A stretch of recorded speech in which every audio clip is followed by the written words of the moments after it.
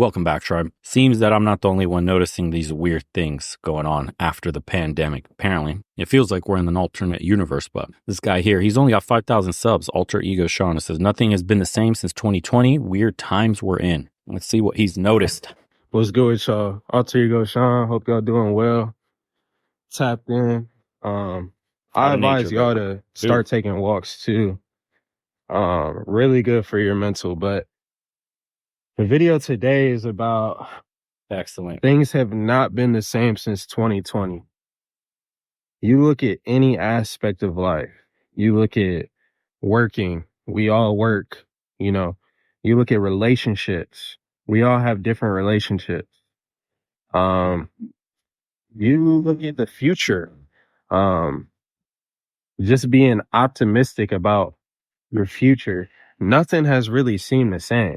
And I don't know why that is exactly. I think something that has to do with it is we all were able to, for at least a half a year, sit at home every day and kind of see, man, like, I'm working my life away. Man, I really don't see my family as much as I should. Man, bro, I think so many people came to the realization of so many different things during that can I say, I'm not even going to try it, but during 2020, when we had to kind of just be away from everyone. And it's crazy because 4 years later, nothing really seems the same.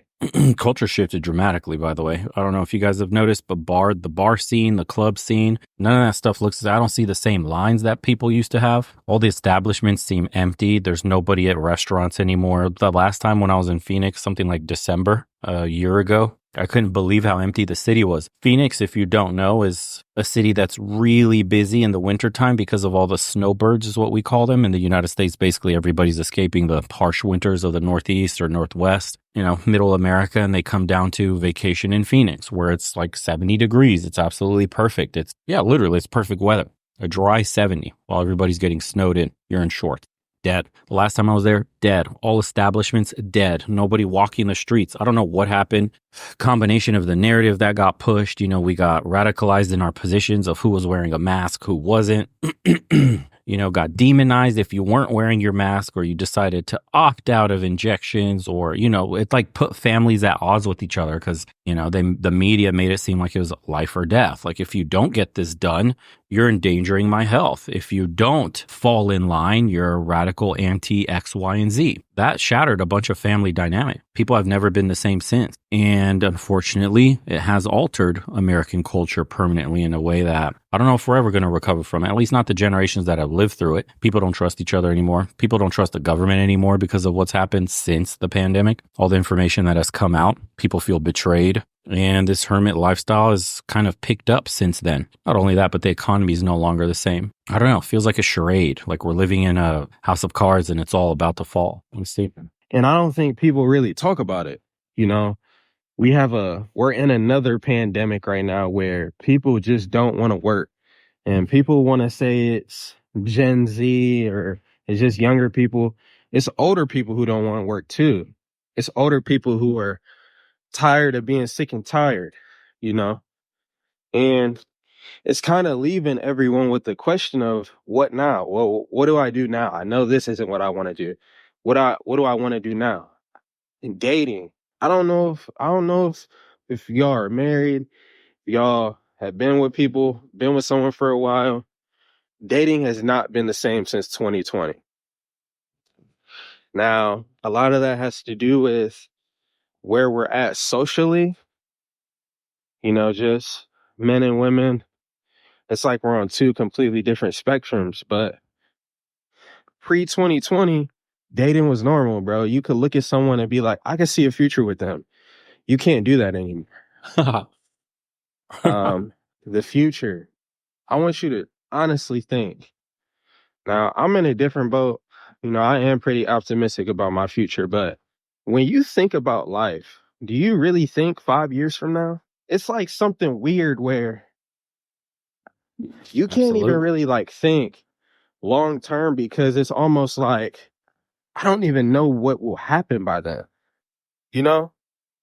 This is the psychological damage from locking people in their homes perpetually in some places for upwards of 2 years, promising them that you would solve the problem that we were all undergoing with some magical cure that ended up not being magical at all. Actually, with the latest information coming out, may be a detriment to quite a few people. We've lost trust in our institutions, man. We used to think these three-letter agencies, WHO, CIA, FBI, DHS, all these little institutions, DEA, FDA, that they're all on our side and have our best interest at heart. And sure, they don't move as fast as we want them to. It's like molasses with all the bureaucratic red tape, but overall, they got the people's back. They're doing the best that they can. Government's so large today, it's a slow moving machine, but justice will be served. No, that facade has completely dropped from everybody's eyes, seeing how we were treated during those lockdowns, seeing the rights being stripped away from multiple, people in multiple countries, how the governments had utilized that as a power grab. And still some governments are under the emergency ordinance acts that they've instituted just because of the powers that it's given them. And,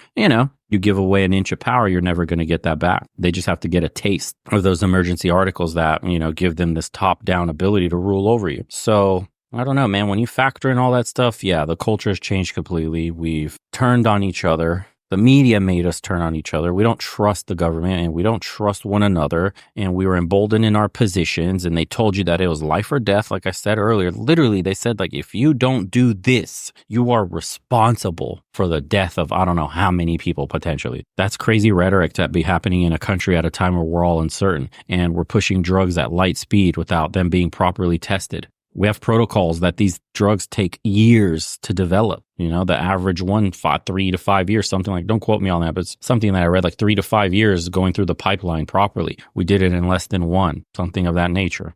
It's insane. We demonized other drugs that were working just fine, that at the time were considered, oh my God, you're a conspiracy theorist for taking this paste, whatever they were labeling them. I don't know, dude. So, and then, we're talking about the dating thing, what it's like for young men, young women. I mean, that was the largest upward transfer of wealth that we've ever witnessed. So let's talk about the economics of shutting down the country where only a few select businesses were allowed to stay open, mostly multinational corporations, surprise to nobody, but all the mom and pop stores, those all were gone. All the little mom and pop restaurants that were, the local business owners, they got absolutely crushed.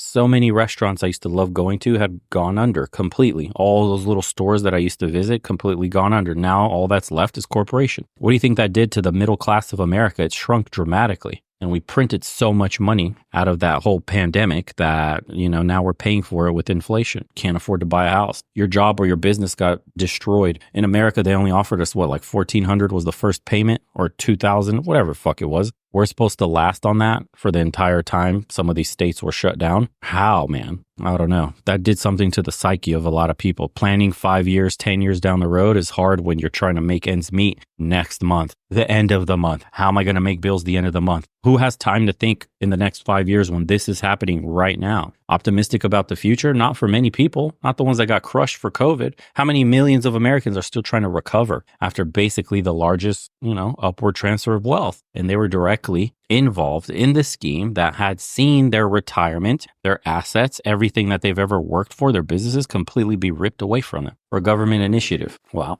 It's like, it's hard to think about a future if you don't think the world has one. Like, I don't know, man. Like, I can't see, like, it'll be 2025 in a couple months.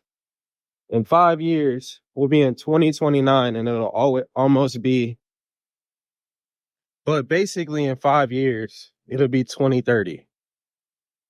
Do you guys really see a world in 2030? Like, can you look 5 years from now and be like, this is where I'll be, or this is where the world will be, or I can't, maybe I'm that way because like the past year, I've kind of seen you can plan all you want, but really you don't have any say at the end of the day. You can plan to be somewhere in a year, but you don't really have any control of that. You don't know what's going to happen tomorrow.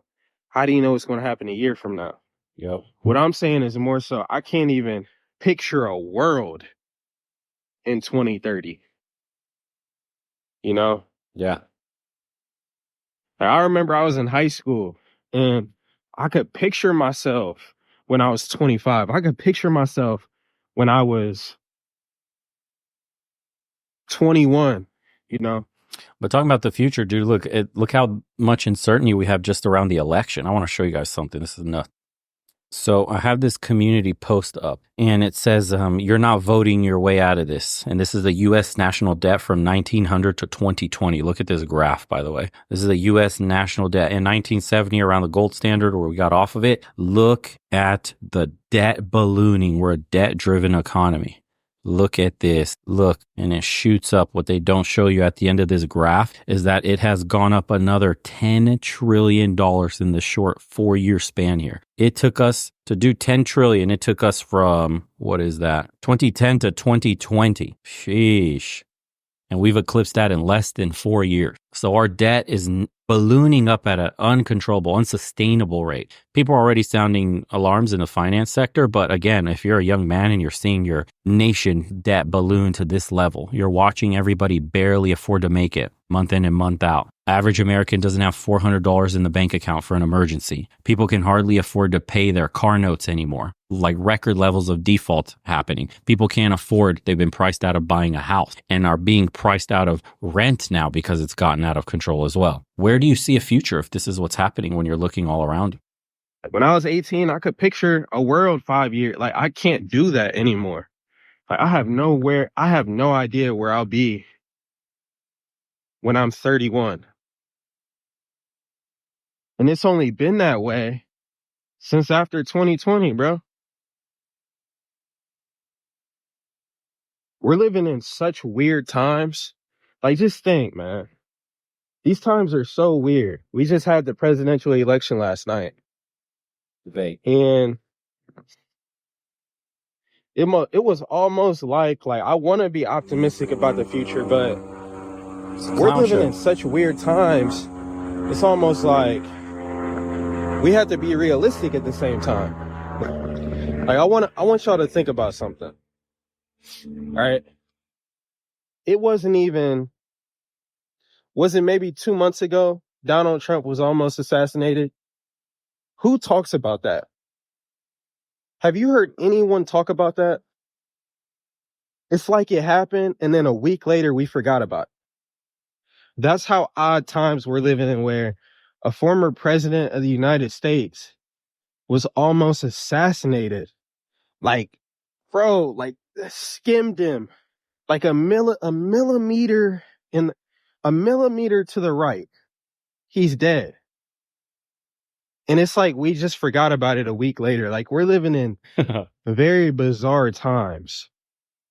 It's not bizarre if you know why it's happening. It's not an accident that got memory hold, and the mainstream media is moving in lockstep in a certain direction. So none of this is an accident. It's social engineering. Where we literally forget what happened last week. Mm-hmm. What were you doing last week? You only forget, though, if it's inconvenient to a certain side. But if it's convenient for them, you'll never hear the end of said situation. That's the issue. And I can honestly say, truly, I believe it. It's been this way since 2020. Like, these times are so weird. You know, people are working and I think a lot of people would love to think, oh, well, it's just because it's just financial times and it's really hard. And I get that, you know, people are struggling financially and it's hard to kind of plan for the future, or, you know, even plan next week when you don't know when your next meal is going to be. So I get that. But it's more than that. It's more than just about money. It's more than just about your 9 to 5. People don't even want relationships anymore. And I'm not talking about romantic relationships. I'm talking about relationships, period. People don't have friends anymore. People don't talk to each other. People don't care about each other. People don't. It's like we're all. It's a culture raw, dude. bro. Like it. No one has a stake in the system. We can't own anything. How can you feel like a communal aspect to society when you can't afford land? That was one of the strongest motivators for men to build out their communities, is having a stake in owning land. And then you get together with all the other men and you build a safe society for your women, for your children, the rest of your families. We have none of that anymore. There's no point to participate in the system for young men today. They don't have any good jobs. They can't afford the American dream anymore. All their jobs were shipped overseas. Whatever's left in the communities or universities, that's teaching them is a bunch of useless shit that they can't use and land no job because they need more experience than they could possibly have for an entry-level position. And the pay is shit, and the companies don't reward you for being loyal. You're not being a good man today is just not rewarded on a societal level. So most men choose to just opt out because they don't want to be evil men. They don't have the heart to screw people over to get ahead, and they rather just not participate. Society forgets about them anyway. And then there's an overarching message that you're a predator, you're a patriarchal pig, you benefit from this so-called broken system that's not offering you anything, and that you're somehow oppressing women, and like all the negative attributes they assign masculinity and call it toxic. These, umbrella terms that make you feel bad about simply existing as a man in the world today. It's so fucked. Only in the West too will you feel that. It's weird. Mhm. We are naturally social creatures. Even if you're an introvert or you don't really like go out much, you need to be social. You need to talk to people. So it's just such weird times where we like I don't even know. Like we have all these depressed people. We have all these people who feel so alone. And was it like this before 2020? It wasn't. Like I remember getting together with the guys and just going and hooping. I remember going on late night drives and just talking about life, you know? And yeah, I was younger, but as you get older, it's not like people change. As you get older, it's not like our human nature changes. We've been the same, like we've had the same human nature since the beginning of time. So it's just weird because nothing has been the same. Shout out to Drake, man. Nothing.